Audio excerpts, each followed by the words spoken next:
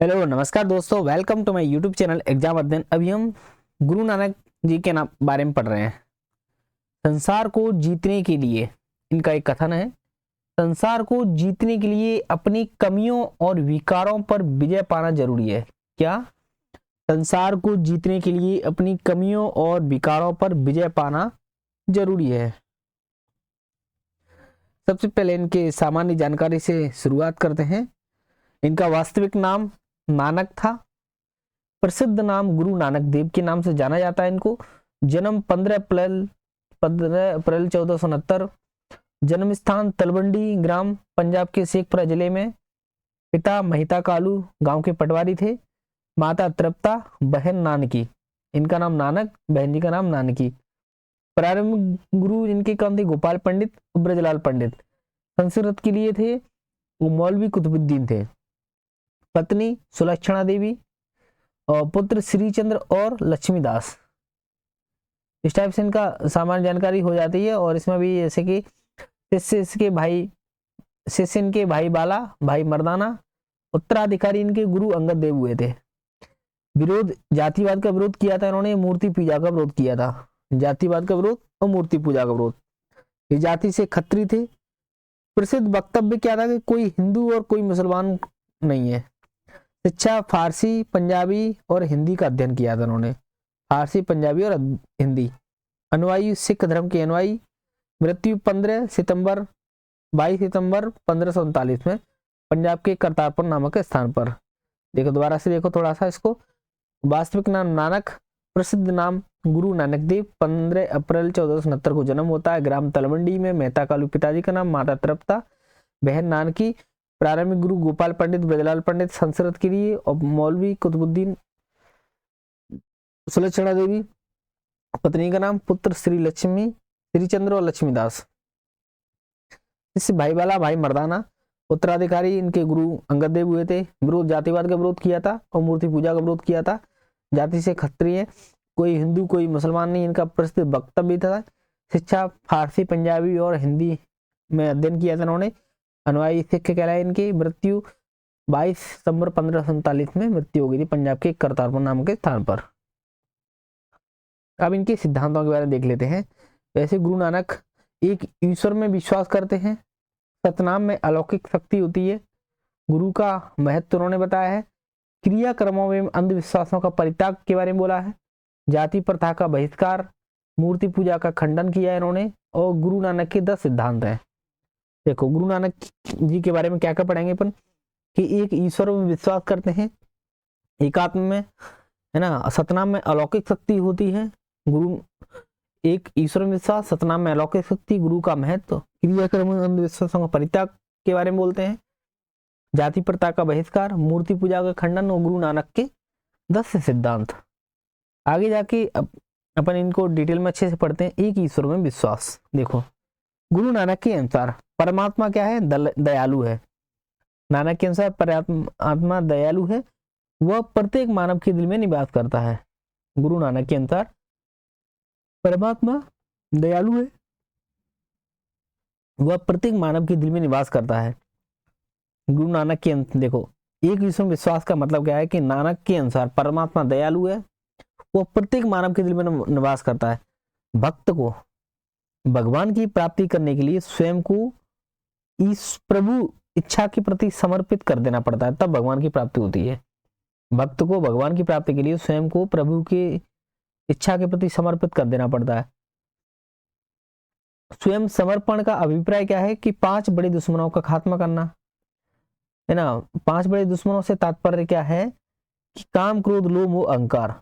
काम, क्रोध, लोभ, मोह, अहंकार, इन दुश्मनों से जब मस्तिष्क मुक्त होता है तब प्रभु से साक्षात्कार होता है। देखो एक ईश्वर में विश्वास से तात्पर्य क्या है?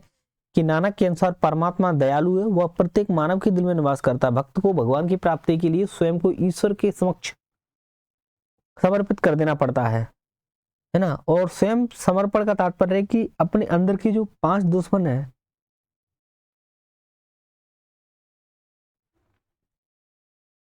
उनका खात्मा करने से है। 5 बड़े दुश्मन काम, क्रोध, लोभ और अहंकार, जब इन दुश्मनों से जब मस्तिष्क मुक्त हो जाता है तभी प्रभु से साक्षात्कार होता है। सतनाम में अलौकिक शक्ति। इससे देखिए जो सतनाम को ईश्वर के रूप में संदर्भित किया जाता है, जो ईश्वर का नाम सत्य और सर्वकालिक है।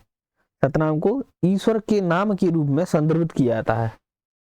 सतनाम को किसके नाम में संदर्भित किया जाता है? ईश्वर के नाम के रूप में, और जो ईश्वर का नाम सत्य और सर्वकालिक है।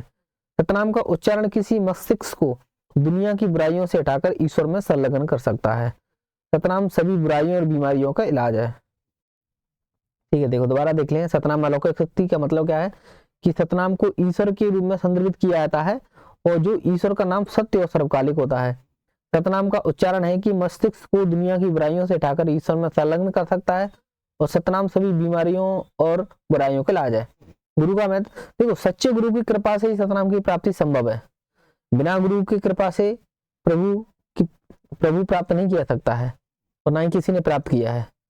तो किसी को सच्चा गुरु मिल जाता है तो उसका आदर करना चाहिए, और बड़ी लगन से जो गुरु जिस मार्ग को बताता है उस पाथ पर चलना चाहिए।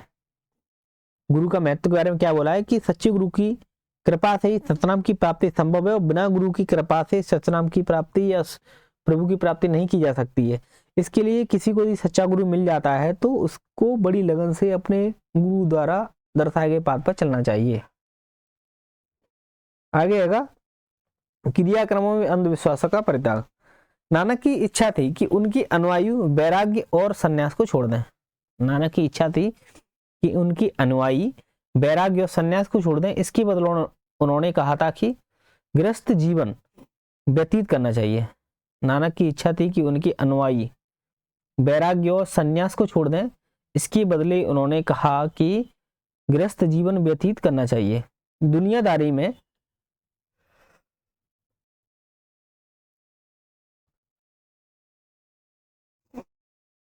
नानक की इच्छा थी कि उनके अनुयायी वैराग्य और संन्यास को छोड़ दें। इसके बदले उन्होंने कहा कि गृहस्थ जीवन व्यतीत करना चाहिए।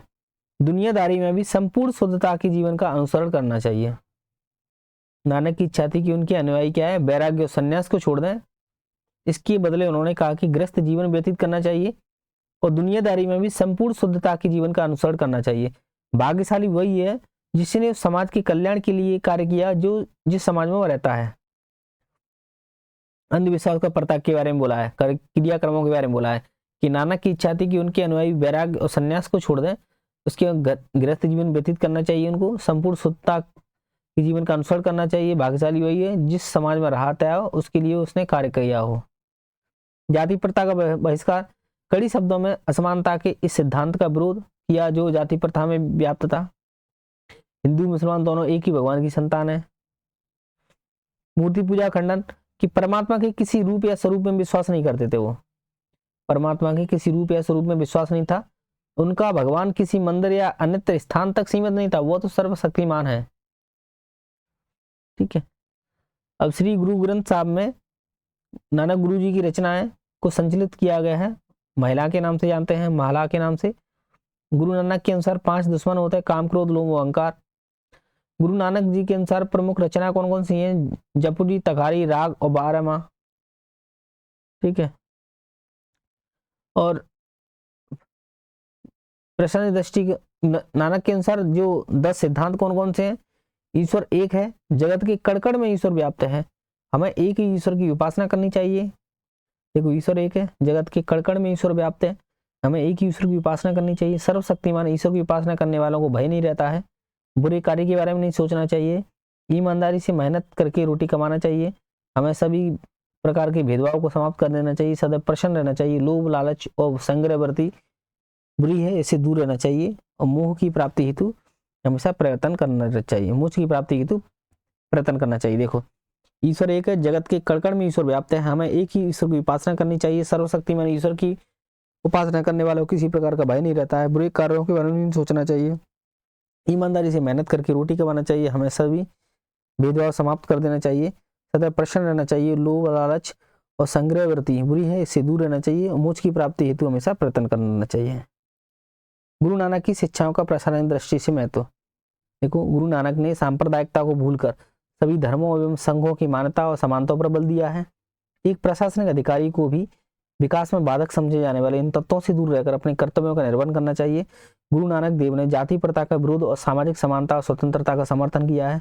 नानक ने महिला उत्थान की शिक्षा और समानता पर बल दिया। एक लोक सेवक को भी अपने देश कार्य क्षेत्र की जनता की भलाई और गरीब और दलित वर्गों के शोषण के सुरक्षा के साथ ही इनकी कल्याण और विकास हेतु समान भाव से कार्य करते रहना चाहिए। इस प्रकार गुरु नानक की शिक्षा प्रशासनिक संचालन और लोक सेवक की नैतिकता उन्नति के लिए काफी महत्वपूर्ण होती है।